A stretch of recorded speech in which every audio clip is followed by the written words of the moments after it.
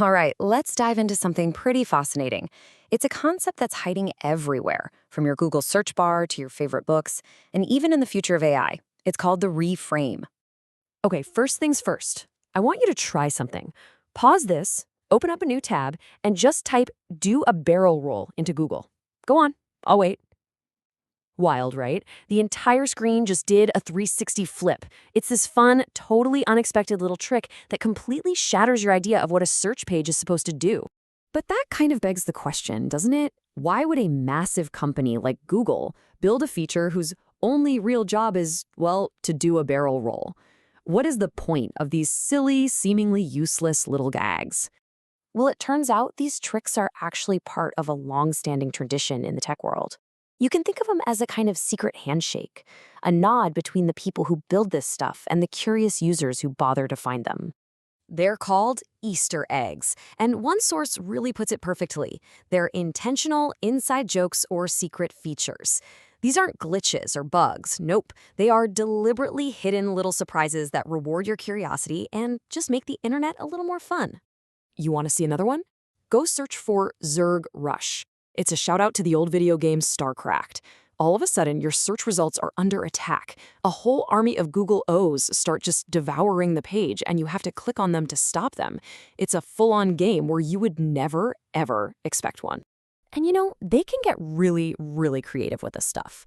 For the 25th anniversary of the show Friends, Google added these little icons next to each character's name. So you click the couch icon for Ross Geller, and you hear him screaming, "Pivot!" as the whole page tilts. Or you click the pizza for Joey, and yeah, you know what he says.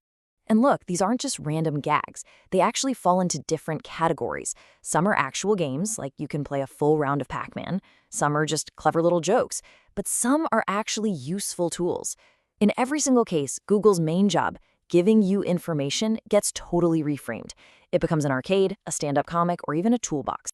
And that right there, that gets us to the heart of what we're talking about today. That simple little act of changing the context, turning a search engine into a game, is a small taste of an incredibly powerful communication technique, the reframe. It's all about changing how you look at something to find a whole new meaning. A really great way to picture this comes from a writing guide. It uses the metaphor of an iceberg to explain culture. You know, what we see on the surface, the food, the music, the clothes, that's just the tiny little tip sticking out of the water.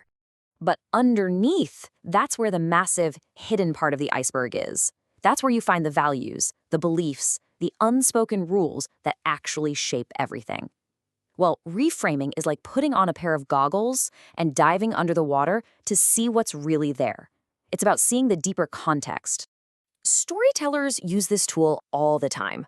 I mean, probably the most powerful reframe a writer can use is choosing the point of view. It decides the entire lens for the story. Are we inside a character's head, feeling what they feel? Or are we just watching them from a distance? Just look at how changing a single pronoun completely reframes the experience. I saw the empty street. Boom, we are right there in their shoes. But she saw the empty street. Now we're an outsider, watching her.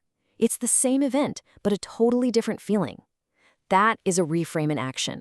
And this shows that reframing isn't just for art. It's a tool for actual genius. When NASA's Katherine Johnson had to calculate the trajectory to the moon, she didn't start from the beginning.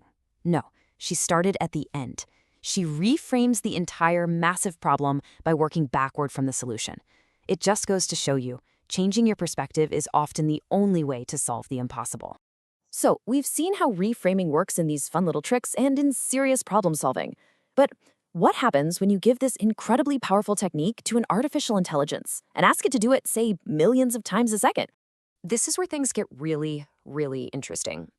There's this tool called Magic School, and a research paper on it shows how an AI can take a generic, boring old math problem and reframe it to match what a student actually cares about. So a problem about ice cream becomes about pizza for a kid named Evangeline. A dry problem about hot wings becomes a mystery for Scooby-Doo. The math is exactly the same, but the frame, totally new. And this isn't just to make things cute. The research is super clear.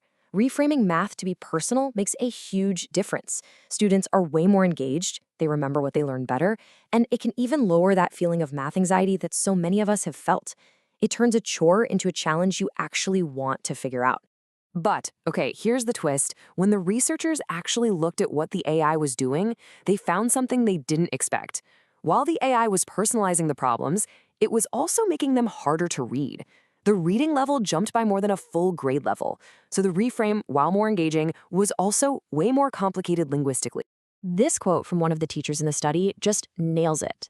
The AI, trying its best to personalize and reframe, can sometimes completely miss the human context. It doesn't always get that sometimes simpler is better. It's a perfect example of the limits of a purely computational reframe. It still needs that human touch. So, where does all this leave us? We've gone from a silly browser trick all the way to the frontiers of AI in education. What's the one thread that connects all of these things? It's that simple but powerful act of just seeing things differently. Whether it's Google reframing a search page as a game, or an author reframing a story with a new point of view, or an AI reframing a math problem to make it click for a student, they're all using the exact same fundamental tool to change our experience and unlock a new way of understanding.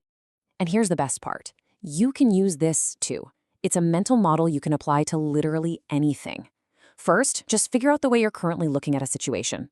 Step 2, ask yourself plain and simple, what's another way to see this? And then step 3, just follow that new path. See where it takes you. It's such a simple process, but it can generate some incredibly powerful new ideas. So, I'll just leave you with this one question to chew on. What's one thing in your life, your work, or relationship, how you think about yourself, that might look completely different if you just changed the frame? The answer might really surprise you. Thanks for joining me.